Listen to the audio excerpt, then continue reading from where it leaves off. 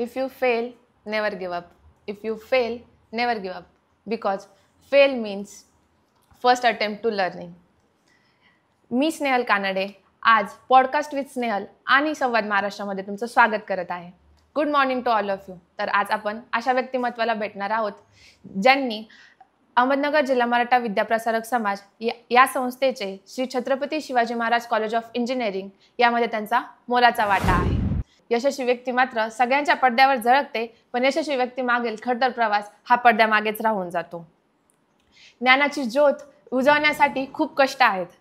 ज्योत कधी विझत नाही, प्रकाश कधी मिटत नाही. ज्योत कधी विझत नाही, प्रकाश कधी मिटत नाही. तर हा खडतर प्रवास डोंगर चढून जाण्या इतका मोठा असू दे किंवा हा खडतर प्रवास पुस्तकाचे पाने पलटण्या इतका सोपा असू दे, प्रवास हा प्रवास असतो. तुझा माझा असा काही नसतो. प्रवास हा यशाच्या मार्गावरचा दुवा असतो. तर अशाच या व्यक्तिमत्वाचा सुंदर असा प्रवास आपण जाणून घेणार आहोत. आज आपण भेटत आहोत डॉक्टर वायर Kharde, principal of Shri Chhatrapati Shivaji Maharaj College of Engineering. Good morning sir. Good morning madam. नमस्कार मित्रांनो. आज श्री छत्रपती शिवाजी महाराज अभियांत्रिकी महाविद्यालयाच्या वतीनं मी खूप खूप स्वागत करतो आणि आपल्याला धन्यवाद देतो. सर, तुमच्यासारखं व्यक्तिमत्व आम्हाला आज पॉडकास्टसाठी लाभलं आहे, त्याबद्दल खरंच खूप अभिमान वाटत आहे आणि खूप धन्यवाद. थँक्यू. सर, तुम्ही आज एका अभियांत्रिकी महाविद्यालयाचे प्राचार्य आहात. तर तुमचा कसा होता हा खडतर प्रवास विद्यार्थी स्वरूपातून PhD डॉक्टरेट डिग्रीपर्यंतचा, तुम्ही काय सांगाल? सर्वात प्रथम संपूर्ण महाराष्ट्राचं आराध्य दैवत श्री छत्रपती शिवाजी महाराज यांना मी मानाचा मुजरा करतो आणि खरोखर मी स्वतःला आज भाग्यवान समजतो की मला या संस्थेमध्ये माझं जे काही योगदान आहे ते देण्याची एक संधी मिळाली. त्यासाठी मी सर्व आदरणीय मॅनेजमेंट, अहमदनगर जिल्हा मराठा विद्याप्रसारक समाज, कार्यकारी सदस्य या सर्वांचं मनापासून मी आभार मानतो. आणि आज मला या ठिकाणी बोलण्याची संधी मिळते आहे त्याबद्दल आपल्या सर्वांचे, संपूर्ण टीमचेही मी आभार मानतो आणि आपणाला धन्यवाद देतो. आपण मला खूप म्हणजे पहिलाच प्रश्न आणि खूप सुंदर असा विचारला की आपला प्रवास कसा राहिला. मला सांगायला खूप आनंद होतो की मी खरं तर मराठी मीडियमचा विद्यार्थी आहे. 10वीपर्यंत माझं शिक्षण हे मराठी मीडियमलाच झालं. नंतर 11वी-12वी रयत शिक्षण संस्थेमध्ये जी कर्मवीर अण्णांनी उभी केलेली संस्था आहे त्या संस्थेमध्ये मला शिक्षणाची संधी मिळाली. मी प्रवरानगरला 11वी आणि 12वी सायन्स या ज्युनियर कॉलेजमध्ये शिकलो आणि त्याच्यानंतर मला अभियांत्रिकी महाविद्यालयामध्ये शिक्षणाची संधी मिळाली, जे प्रवरा रूरल इंजिनिअरिंग कॉलेज लोणी या ठिकाणी आहे. त्या ठिकाणी मला प्रवेश मिळाला 1988 साली आणि त्यानंतर ते 4 वर्षानंतर मला इमिडिएटली त्या ठिकाणीच पुन्हा जे सेवा देण्याची संधी मिळाली. त्या ठिकाणच्या असलेल्या आदरणीय मॅनेजमेंटच्या आशीर्वादानं आणि माझा हा म्हणजे सेवा देण्याचा कार्यकाळ हा 1992 पासून सुरू झाला. आणि त्या सेवेत असतानाच आमच्याच महाविद्यालयामध्ये मास्टर ग्रॅज्युएशन म्हणजे PG आपण ज्याला म्हणतो, ME डिझाईन इंजिनिअरिंगमध्ये मला प्रवेश मिळाला. मी ती कंप्लीट केली आणि त्याच्यानंतर माझं प्रमोशन झालं. नंतर 2007 साली मला NIT वारंगळ की जी नॅशनल इम्पॉर्टन्स इन्स्टिट्यूट आहे सेंट्रल गव्हर्नमेंटची, त्या ठिकाणी माझं सिलेक्शन झालं PhD साठी. 2007 ते 2011 हा कार्यकाळ त्या ठिकाणी मी रिसर्चचं काम केलं आणि त्याच्यानंतर PhD मला अवॉर्ड झाली. 5 जुलै 2011 साली मला PhD माझा डिफेन्स झाला आणि मला PhD अवॉर्ड झाली. त्याच्यानंतर इमिडिएटली मी प्रवरा इंजिनिअरिंग कॉलेजमध्येच माझा सेवा देत असतानाच मला महाविद्यालयाने माझ्या जे काही मी अपग्रेड केलं माझं एज्युकेशन त्याची दखल घेत मला प्रोफेसर केलं. लगेचच 1 वर्षानंतर मला पुन्हा एक अपॉर्च्युनिटी मिळाली आणि ती म्हणजे श्री साईबाबा इंजिनिअरिंग कॉलेज जे राहता येथे आहे त्या ठिकाणी प्राचार्यपद मला देण्यात आलं. आणि तेव्हापासून तर आज तागायत म्हणजे अल्टरनेटली मला वेगवेगळ्या संस्थांमध्ये प्राचार्यपद भूषवण्याची संधी मिळाली. आणि हा छोटासा प्रवास मला याच्यामध्ये एक छोटीशी गोष्ट नमूद करावीशी ती अशी वाटते की मी ज्या महाविद्यालयामध्ये इंजिनिअरिंगचं शिक्षण घेण्यासाठी प्रवेश घेतला त्या महाविद्यालयाचं प्राचार्यपद भूषवण्याची संधी मला त्या ठिकाणी मिळाली. तर हे अर्थातच सर्व जे काही माझे कष्ट असतील, माझ्या सभोवतालचा जो समाज आहे त्यांचे मला जे काही आशीर्वाद मिळाले त्याचंच हे देण असावं असं मी मनोमन मानतो आणि मी त्या सर्वांचे खरोखर धन्यवाद देतो. खरंच तुमचा प्रवास सर ऐकून खूप छान वाटतंय आणि म्हणजे आमच्या युगातील स्टुडंटसाठी खरंच हे खूप प्रेरणादायी ठरलं आहे. सर तुम्ही म्हणजे एवढं शिक्षण घेतलं, डिग्री घेतली, ही गोष्ट तर खूप अभिमानास्पद आहे की तुम्ही ज्या संस्थेमध्ये शिक्षण घेतलं त्यानंतर तुम्ही आज त्याच संस्थेमध्ये प्राचार्यपद घोषवित आहात. तर ह्या सगळ्या अनुभवामध्ये तुम्हाला ही ज्ञानाची ज्योत तुमच्यामध्ये कुणी पेटवली किंवा तुम्ही ती ज्योत कशी स्वतःमध्ये निर्माण केली? म्हणजे हा इंजिनिअरिंग आणि अभियांत्रिकीचं जे काही माझं टार्गेट होतं त्याची सुरुवात खरं तर मी ज्यावेळेस 8वीला होतो, 8व्या इयत्तेमध्ये होतो, रयत शिक्षण संस्थेमध्ये शिकत होतो आणि त्यावेळेस नव्यानंच टेक्निकल कोर्सेस हे त्या म्हणजे शाळेंमध्ये सुरू झालेले होते आणि माझ्या वडिलांनी मला एकदा सांगितलं की अशा प्रकारचे टेक्निकल कोर्सेस या ठिकाणी चालू झालेले आहेत आणि ते 8वीपासूनच प्रवेश देतात त्या ठिकाणी. आणि ती म्हणजे ज्योत जी अभियांत्रिकीच्या शिक्षणाबद्दलची जी काही आवड मला निर्माण झाली त्याचा खरंच मोलाचा वाटा हा माझ्या वडिलांनाच मी त्याचं श्रेय देईल. कारण त्यांनीच मला ते इनिशिएटिव्ह किंवा मोटिवेट केलं की 8वीपासूनच त्या टेक्निकलचा कोर्स चालू झालेला आहे, तू त्या ठिकाणी प्रवेश घे. मी खरं तर कोल्हारमध्ये रयतमध्ये शिक्षण घेत होतो आणि मी प्रवेश टेक्निकलसाठी जे प्रवरानगरला रयतचंच कॉलेज आहे, शाळा आहे, त्या ठिकाणी मी प्रवेश घेतला. नंतर मी 8वी 9वी 10वी 11वी 12वी संपूर्ण माझे 5ही वर्ष मी टेक्निकलचाच अभ्यास करत होतो along with my regular academics. आणि त्याच्यामुळं पहिल्यापासून म्हणजे असं म्हणता येईल की बुवा 8वीपासूनच माझं टार्गेट फिक्स झालेलं होतं. By the motivation of my father it was rightly fix.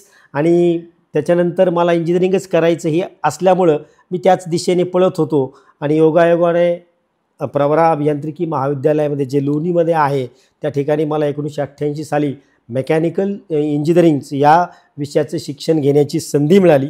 4 वर्षात ते माझा डिग्री कोर्स कंप्लीट झाला आणि त्याच्यानंतर मी अशा प्रकारचं अपग्रेडेशन ऑफ नॉलेज म्हणा किंवा डिग्रीज म्हणा या कंटिन्युअसली घेत राहतं. आणि असं म्हटलं जातं की माणूस आयुष्यभर विद्यार्थीच राहतो. कारण का तर तो आयुष्यभर नवीन नवीन गोष्टी या नेहमी शिकत असतो. त्याचं शिक्षण हे कधीच बंद होत नाही.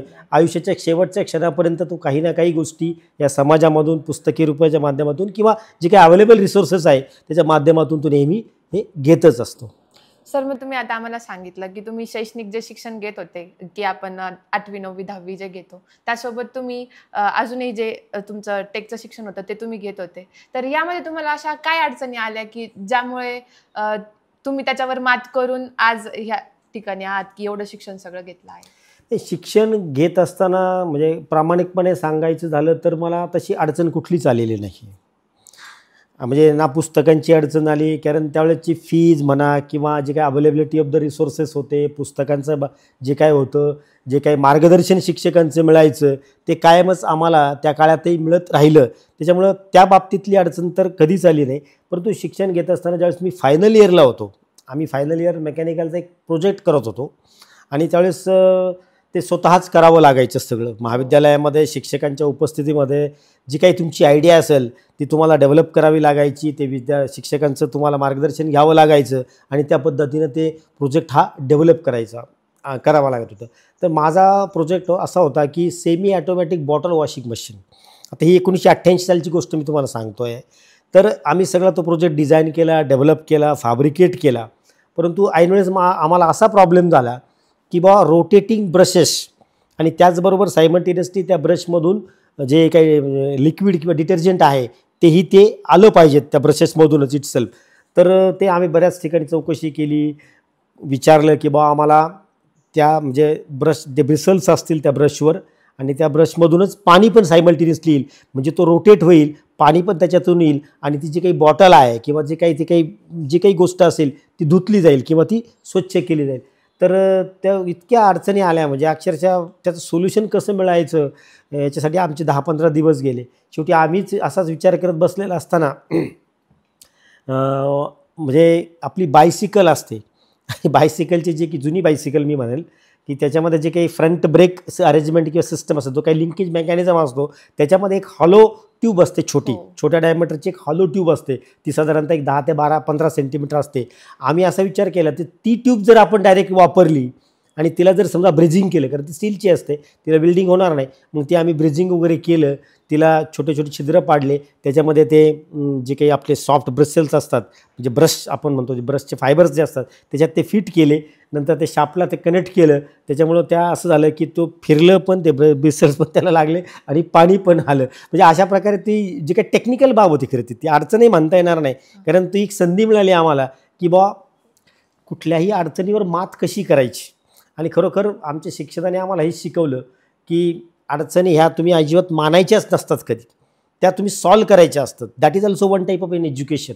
Even though for that you may not get any degree or certificate, but overcoming the obstacles, overcoming the problems is also one type of education, and every student is supposed to learn, supposed to get information, or supposed to tackle all the problems during his tenure as a student. असं मला तरी प्रामाणिकपणे वाटतं. म्हणजे अडचण ही नसतेच खरं तर, ती आपण क्रिएट केलेली गोष्ट आहे आणि ती एक मानसिकता आहे असं मला असं वाटतं. प्रत्येक गोष्टीला सोल्युशन आहे, जगामध्ये असं कुठलीच बाब नाही आहे असं माझं प्रामाणिक मत आहे. आज मी एवढा एक्सपिरियन्सने या ठिकाणी म्हणजे आज मी कॉन्फिडेंटली बोलू शकतो की अशी जगामध्ये कुठलीच गोष्ट नाही आहे की तिला सोल्युशनच नाही आहे. ठीक आहे, तुम्ही सोल्युशन ते अडॉप्ट केलं, कदाचित तुम्हाला ते फेल्युअर होईल, आणि तुम्ही फार सुंदर अशी ह्या कार्यक्रमाची सुरुवात जी केली की failure even if comes never give up, तर this is to be remember and always to be kept in mind. This sentence itself will motivate to you to find out the best solution. तसं सरांनी सांगितलं की प्रत्येक प्रॉब्लेमवर solution आहे, आणि sir solution आहे तर यश कोणी थांबवू शकत नाही असं मला वाटतं, हे माझं प्रामाणिक मत आहे. मग सर तुम्ही आज हे प्राचार्यपद भूषवत आहात, ते तुम्हाला आउटस्टँडिंग इंजिनियरचा अवॉर्ड आहे, तुमच्या नावाने रिसर्च आहे, पेटंट आहे. सर तुम्हाला हे जे घवघवीत यश तुम्ही जे संपादन केलेलं आहे, या यशानंतर तुम्ही हे यश कसं टिकवलं आणि कसं तुम्ही या यशाला लोकांपर्यंत पोहोचवलं? कारण यश हा तुमच्या कष्टाचा अल्टिमेट रिझल्ट असतो, आणि ते यश म्हणजे आपण फायनल डेस्टिनेशन असंही म्हणायला नाही पाहिजेत. यश हे एक कंटिन्युइंग प्रोसेस आहे असं माझं मत आहे. आज ह्या मितीला मला ते मिळालं आहे, म्हणजे मी काही फायनल डेस्टिनेशन अचीव केलं असं मी स्वतःला मानत नाही आहे. माझी ती काही एक्सलन्सी आहे असंही मी मानत नाही आहे. कदाचित ते पार्शल डेव्हलपमेंट असं मी त्या गोष्टीला म्हणजे मानू शकतो. तर पहिल्यापासून कष्ट करण्याची सवय आम्हाला आमच्या गुरुजनांनी लावलेली आहे, आमच्या आईवडिलांनी तेच आम्हाला शिकवलं. बेसिकली मी तर शेतकरी कुटुंबातला माणूस आहे, त्यामुळे आम्हाला माहिती आहे की कष्टाशिवाय पर्याय नाही आहे. जसं शेतीमध्ये कष्ट करतो शेतकरी आणि त्याचं आउटपुट त्याला हे नेहमी मिळत असतं, तसंच शिक्षणामध्ये सुद्धा किंवा कुठल्याही प्रोफेशनमध्ये सुद्धा कष्टाला अजिबात पर्याय नाही किंवा त्याला सबस्टिट्यूटसुद्धा काही असू शकत नाही. मला असं वाटतं की आमचं डेडिकेशन, सिन्सिअरिटी, पंक्च्युअलिटी किंवा जे काही हार्डवर्क करण्याची जी काही एक ॲबिलिटी होती आमच्याकडं, त्या सगळ्या गोष्टी आम्हाला इथपर्यंत ह्या घेऊन आलेल्या आहेत. मला रिसेंटली 2022मध्ये इन्स्टिट्यूट ऑफ इंजिनियर्स अहिल्यानगर यांनी बेस्ट आउटस्टँडिंग इंजिनियर्स अवॉर्ड हे दिलेलं आहे. आणि आफ्टर PhD नंतर मी विद्यापीठाचा रेकग्नाइज गाईड झालो, आणि आज मी तिला माझ्याकडून 4 विद्यार्थी हे डॉक्टरेट झालेले आहेत. तसेच आत्ता ह्या मितीला 3 विद्यार्थी हे डॉक्टरेट करतायत, आणि असंख्य विद्यार्थी मी PGसाठी गाईड केलेले आहेत. अंडर ग्रॅज्युएटसाठी सुद्धा खूप 100-150 विद्यार्थ्यांचे प्रोजेक्ट्स गाईड्स मी झालेलो आहे.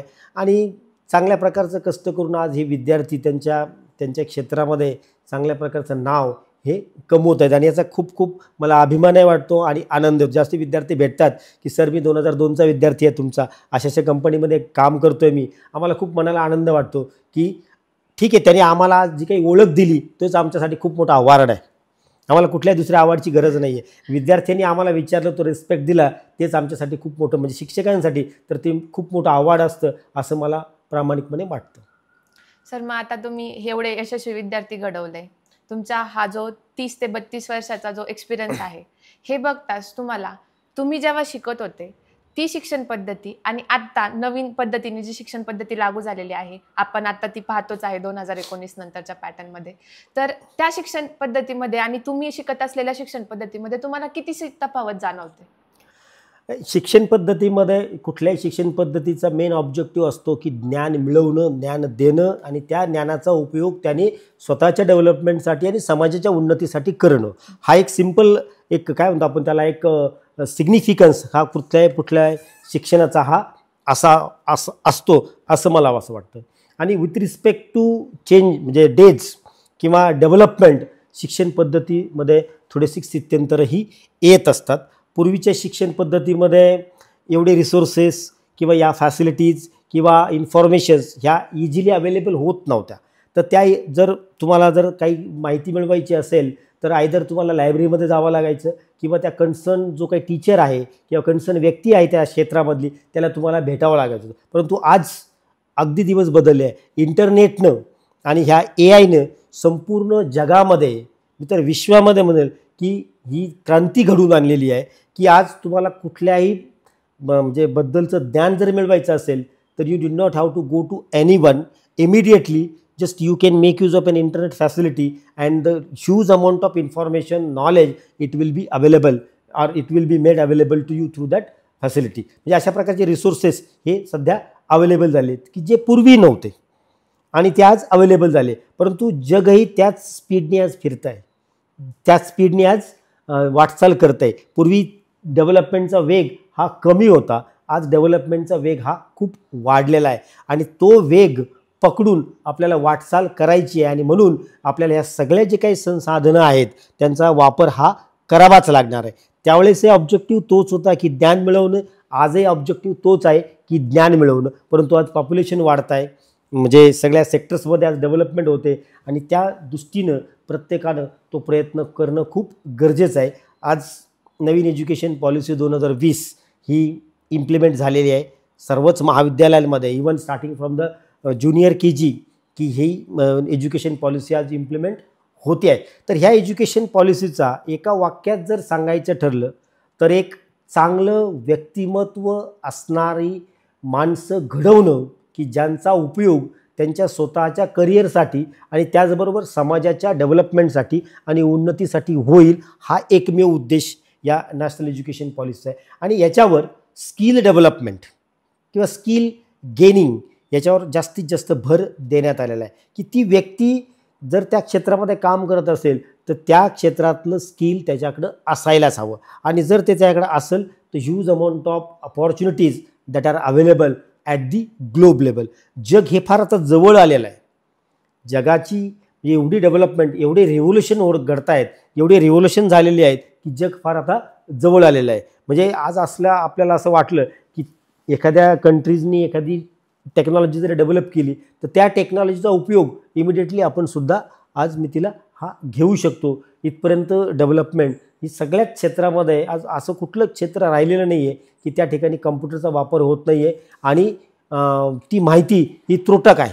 ते संपूर्ण आणि huge amount of development in almost in every field that is going on because of the interaction of the peoples at the globe level and that opportunity it has been provided by this कम्प्युटरायझेशन.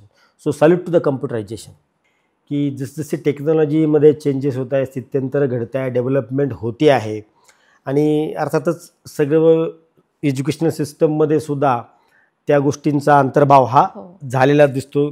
कारण जसं जगाची development होते त्याचा वेध घेऊन प्रत्येक विद्यापीठं सरकारं हे त्या अनुषंगाने शिक्षण पद्धतीमध्ये तसे बदल हे घडवून आणत असतात. परंतु आज मी तिला असं दिसतंय हे खरं आहे की विद्यार्थी आणि शिक्षक याच्यामधला जो अंतर आहे ते थोडं वाढत दिसतंय. त्याचं कारण असं आहे की इंटरनेट. कारण पूर्वी असं होतं की शिक्षकांकडे जाऊन ते डाऊट क्लिअर करणं त्याच्याशिवाय पर्याय नव्हता. परंतु आज इंटरनेटमुळं किंवा ह्या कम्प्युटरायझेशनमुळं तुमचे जे काही डाऊट्स असतील, जे काही शंका असतील त्या इझिली तुम्ही बसल्या बसल्या तुमच्या त्या शंकेचं निरसन होऊ शकतं. परंतु तरी एक जे ह्युमन बिईंगचं म्हणजे आपण त्याला इंटरफेसिंग जे म्हणतो आपण, तर त्याला ते पर्याय असू शकत नाही. कारण ज्यावेळेस एखादी व्यक्ती किंवा विद्यार्थी शिक्षकाकडे जातो आणि शिक्षक त्याला ती माहिती सांगतो, त्याला मोटिवेट करतो, त्याला सबस्टिट्यूट हा कम्प्युटर असू शकत नाही किंवा रोबोटही हा असू शकत नाही. पण मला असं वाटतं की ठीक आहे, टेक्नॉलॉजीचा फायदा आपण सगळ्यांनी कसाही असला तरी तो घेतला पाहिजे. एनी हाऊ तुम्ही ज्यावेळेस डिग्री घेत असताना तुम्ही जास्तीत जास्त पुस्तकं वाचले पाहिजेत. समजा तुम्हाला लायब्ररीमध्ये जाणं अवघड वाटतंय किंवा ते शक्य होत नाही, आज इंटरनेटच्या माध्यमातून सर्व काही रिसोर्सेस, टेक्स्टबुक आहेत, रेफरन्स बुक्स आहेत, ते सगळे अवेलेबल आहेत. तर रिलेटेड इन्फॉर्मेशन्स तुम्ही कलेक्ट करून त्याच्या नोट्स तयार करून किंवा ते इन्फॉर्मेशन तुम्ही ही रीड आऊट केली पाहिजेत. तुमचं नॉलेज हे तुम्ही म्हणजे इम्प्रूव्ह केलं पाहिजेत. आणि सगळ्यात महत्त्वाचा भाग असा आहे की फक्त डिग्री ही आजकाल सफिशियंट नाही आहे to get a good placement or to get recruited in any enterprises. Along with that, engineering student at least should have additional skills.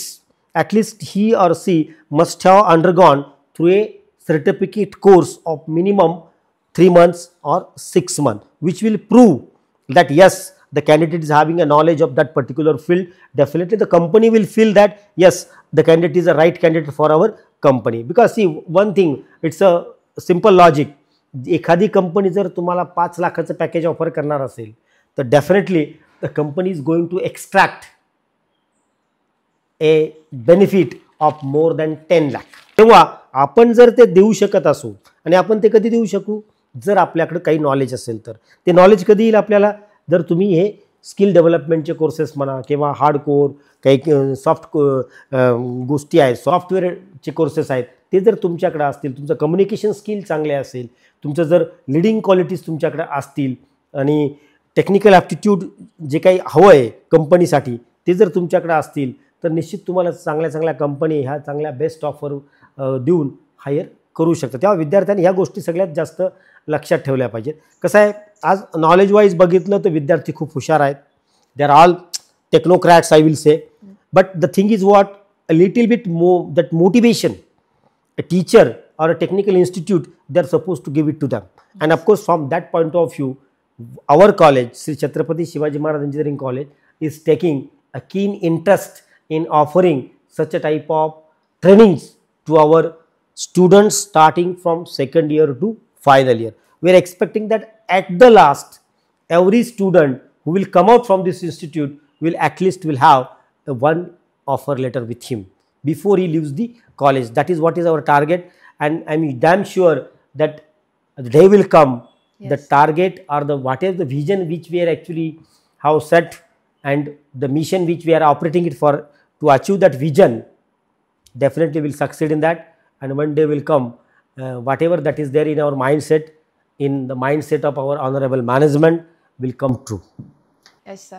जसं की तुम्ही आता स्किल्सबद्दल सांगितलं की पदव्युत्तर शिक्षणासोबत तुम्हाला स्किल्स पण गरजेच्या आहेत. Yes, right, of course it is. तर मग त्या स्किल्समध्ये तुम्ही काय नमूद कराल की ते तुमच्याकडे असलंच पाहिजे? बोललं की विकतं हे आपण सगळेच जण ऐकतोय, तसं तुम्हाला लोकांसमोर बोलायचंय, तर यासाठी तुम्ही कोणतेही 4 पॉईंट असे काय सांगाल की जेणेकरून विद्यार्थ्यांना ते लक्षात येईल? आपली जी काही सिस्टम आहे, समाज व्यवस्था आहे, जर आपण खूप पाठीमागं गेलो, साधारणतः जर 60 ते 70 वर्षाचं जर आपण पाठीमागं गेलो तर आपल्या असं लक्षात येईल की त्यावेळेस समाज व्यवस्था खूप स्ट्रॉंग होती.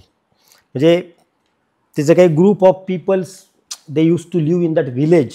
त्यांच्या जे काही गरजा होत्या, बेसिक गरजा, त्याच गावामध्ये म्हणजे पूर्ण व्हायच्या. आज जग 70 वर्षानंतर जग झपाट्याने वाढत आहेत, गरजा वाढलेल्या आहेत, लिव्हिंग स्टाईल किंवा बाकीच्या जे काही गोष्टी आहेत त्या सगळ्या बदललेल्या आहेत. आणि त्या बदललेल्या गोष्टींचा वेध घेऊन विद्यार्थी घडणं हे खूप या ठिकाणी आवश्यकता आहे. आता स्किलचं जर म्हणाल तर कॉमन स्किल्स मी बोलत नाही आहे. प्रत्येक फील्डचे स्किल्स हे वेगवेगळे आहेत. फॉर एक्झाम्पल, जर आपण एखादा कम्प्युटरचा विद्यार्थी जर आपण कन्सिडर केला, कम्प्युटरचा विद्यार्थी after his graduation or her graduation, त्या कंपनीची रिक्वायरमेंट काय, समजा आपण कुठली कंपनी घेतली, सॉफ्टवेअर डेव्हलपमेंट कंपनी घेतली, तर सॉफ्टवेअर डेव्हलपमेंट कंपनी म्हणजे त्या कंपनीचं मेन ऑब्जेक्टिव्ह काय आहे की जे काही रिक्रुटमेंट होणार आहे त्या रिक्रुटमेंटच्या माध्यमातून ते वेगवेगळ्या प्रकारचे सॉफ्टवेअर डेव्हलप करणार आहे. आणि त्या प्रकारचं नॉलेज त्या विद्यार्थ्याला ग्रॅज्युएशन झाल्या किंवा त्यांनी जर गेन केलेलं असेल, सॉफ्टवेअर डेव्हलपमेंटचे त्यांनी जर काही कोर्सेस केलेले असतील, तर निश्चितच तसे विद्यार्थी सॉफ्टवेअर डेव्हलपमेंट कंपनीमध्ये इझिली रिक्रुटमेंट ही मिळू शकतात. हे झालं एकच सिंपल उदाहरण. पण असे हजारो कोर्सेस एकट्या कम्प्युटर फील्डमध्ये आहेत. आणि वेगवेगळ्या कंपन्या आहेत की त्यांची वेगवेगळी रिक्वायरमेंट आहे. तेव्हा विद्यार्थ्यांनी असं एक मल्टिपल किंवा ऑलराऊंडर 2 ते 3 कोर्सेस करायला पाहिजेत. खरं तर एका कोर्सवर डिपेंड राहता कामा नये. 2 ते 3 कोर्सेस तुम्ही करा. डेफिनेटली ॲटलिस्ट 10 कंपन्या असतील की त्यातल्या कमीत कमी 2 ते 3 कंपन्या ह्या तुम्हाला काहीतरी ऑफर करतील and they will definitely invite you for the placement. हे कम्प्युटरच्या बाबतीत झालं. समजा as I belongs to mechanical engineering, I did my graduation, post graduation in even my PhD also I have completed it in this particular mechanical engineering field only. आता मेकॅनिकलमध्ये जर विचार केला तर मेकॅनिकलमध्ये आज खूप काही डेव्हलपमेंट झालेलं आहे. वेगवेगळे सॉफ्टवेअर्स मार्केटमध्ये आलेले आहे. ANSYS आहे, आयडियाज आहे, AutoCAD आहे किंवा ग्राफिक्सचं सॉफ्टवेअर आहे. जर तुम्ही त्या सॉफ्टवेअर शिकलात, 6 महिन्याचा कोर्स केला, ते सॉफ्टवेअर डिझाईन सॉफ्टवेअर आहे आज. आता जर इलेक्ट्रिकल व्हेकल्स किंवा ऑटोमोबाईल इंडस्ट्रीज बघितली आपण तर त्याच्यामध्ये खूप आज ग्रोथ किंवा डेव्हलपमेंट होते आहे. The engine is going to get replace by electrical motors आणि म्हणजे EV व्हेकल्सच मार्केटमध्ये आलेलं आहे. त्या डिझायनिंग करणं, डेव्हलपमेंट करणं, त्याचे फीचर्स आणखीन चांगल्या प्रकारचे करणं, हे सगळे रोल्स हे मेकॅनिकल इंजिनियर, इलेक्ट्रिकल इंजिनियर किंवा electronics engineer combinedly bye sitting together ते करत असतात. त्याच्यामुळे त्या प्रकारचे स्किल्स, त्या प्रकारचे कोर्सेस हे मेकॅनिकल इंजिनियरनी, सिव्हिल इंजिनियरनी किंवा इलेक्ट्रिकल इंजिनियरनी करणे खूप गरजेचं आहे. आणि ते जर सायमल्टेनियसली त्यांनी ग्रॅज्युएट होत असताना जर केले तर निश्चितच त्यांच्या त्या स्किलचा उपयोग किंवा स्किलचा म्हणजे विचार ती कंपनी करते आणि त्यांना रिक्रुटमेंट ही, प्लेसमेंट ही देत असतं. अर्थातच मी या ठिकाणी अजून एक गोष्ट नमूद करेल की विद्यार्थ्यांनी फक्त प्लेसमेंटचा विचार नाही केला पाहिजे की आपण सुद्धा म्हणजे एम्प्लॉयर होऊन आपण एखाद्या 2-3 किंवा एखाद्या ग्रुपला रोजगार उपलब्ध का करून देऊ नये असा विचारसुद्धा विद्यार्थ्यांनी केला पाहिजे. आणि तेही सगळ्या फील्डमध्ये ते शक्य आहे. सिव्हिल इंजिनिअरिंग असो, मेकॅनिकल असो, इलेक्ट्रिकल असो, इलेक्ट्रॉनिक्स असो किंवा आताचे जे नवीन कोर्सेस आपण या महाविद्यालयामध्ये या वर्षापासून चालू केले आहेत, मला त्याच्याबद्दलही थोडीशी छोटीशी माहिती देणं मला असं वाटतं की उचित राहील. आपण टोटल 7 इंजिनिअरिंगचे कोर्सेस या महाविद्यालयामध्ये रन करतो. त्यामध्ये AIDS आहे, सिव्हिल आहे, मेकॅनिकल आहे, ENTC आहे, कॉम्प्युटर आहे आणि नव्यानंच या वर्षापासून आपण आर्टिफिशियल इंटेलिजन्स आणि मशीन लर्निंग हा नवीन कोर्स इंट्रोड्यूस केलेला आहे.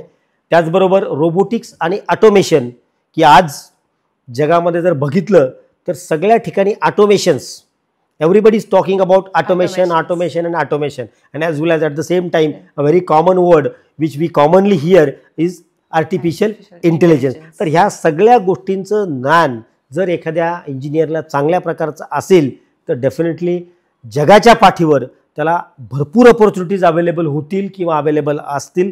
तर या सगळ्यांचा विचार या विद्यार्थ्यांनी, जे काही ॲस्पिरिंग इंजिनियर्स आहेत, ग्रॅज्युएटिंग इंजिनियर्स आहेत, त्यांनी विचार केला पाहिजे.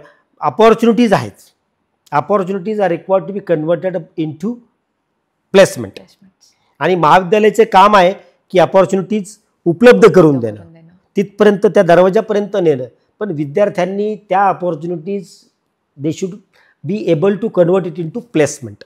ती ॲबिलिटी जी आहे ती विद्यार्थ्यांनी डेव्हलप करावी. आणि अर्थातच श्री छत्रपती अभियांत्रिकी महाविद्यालय अपॉर्च्युनिटीज कशी कन्वर्ट करावी प्लेसमेंटमध्ये याच्यासाठी बॉटमपासून प्रयत्न करते. आणि मला असं वाटतं की या वर्षापासून तर आम्ही एकदम स्पेशल स्ट्रॅटेजी आपण त्याच्यासाठी वापरतो आहोत. सेपरेट एक प्लेसमेंट सेलच आपण उपलब्ध किंवा डेव्हलप करतो आहोत की ज्या ठिकाणी तो विद्यार्थी म्हटला पाहिजे की सर मला TCSमध्ये जायचं आहे, in what way I should prepare. Yes, sir. And the person should be able to guide him, train him, or should communicate that in this courses you do it, definitely you will find an opportunity in TCS, Wipro, Capgemini, TCL, HCL, Google, Microsoft, everywhere. What are their basic requirements, and accordingly why our students should not prepare accordingly and should not get placed into those multiple MNCs. तर त्या प्रकारचा एक प्रयत्न आमच्या मनामध्ये आहे. आणि अर्थातच विद्यार्थ्यांचं जर सहकार्य मिळालं, विद्यार्थ्यांनी जर सपोर्ट केला for going for that particular training, तर मला असं वाटतं की आपण असं मल्टिपल अपॉर्च्युनिटीज विद्यार्थ्यांसाठी निश्चित उपलब्ध करून देऊ की विद्यार्थ्यांचा ग्रुप आला पाहिजे, सर मला TCSमध्येच जायचं, this is what is my target. Now you start preparing from the 3rd year itself. What are the basic requirements of TCS? How TCS is conducting an interview? What will be their final round of an interview? What generally questions that gets asked in an interview. तर अशा प्रकारचं training आपण महाविद्यालयामध्ये देण्याचा सातत्याने म्हणजे मागच्यावर याच्यापासून प्रयत्न करतो आहोत. त्याच्यामध्ये आपण आता थोडीशी डेव्हलपमेंट करतो आहोत आणि पॉझिटिव्हली त्या विद्यार्थ्याला कशा प्रकारे आपल्याकडून 100% इन्फॉर्मेशन जाईल आणि तो त्याचं करिअर कसं चांगल्या प्रकारे करू शकेल आणि ते of course there will be a track record will be kept from our side. विद्यार्थी आला होता and what is is final, Yes, sir. whether he has reached to that destination or not, the track record also will be maintained at the college level and of course at the TPO center, and of course that is what is the same wish of our management also. कारण शेवटी ultimately outcome काय, कुठल्याही शिक्षणाचा outcome काय, जसं मी मगाशी सांगितलं की तो चांगला इंजिनियर घडावा, तो चांगला डॉक्टर घडावा, तो चांगला वकील घडावा अँड त्याला इथिक्स असावेत, तो तेवढा ऑनेस्टी त्याच्यामध्ये जपली जावी. कारण हा भागसुद्धा खूप महत्त्वाचा आहे शिक्षण घेत असताना.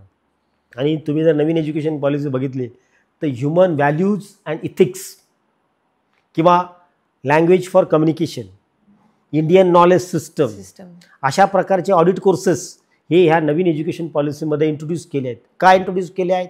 Because ultimately the aim of this policy is what to make excellent engineer. आणि हे जर सगळ्या गोष्टी त्याच्याकडे आल्या तर मला असं वाटतं की अलॉंग विथ द एज्युकेशन ह्यासुद्धा गोष्टी महत्त्वाच्या आहेत. एक चांगला नागरिक भारताचा, चांगला इंजिनियर घडवणं हे अगदी सोपं होईल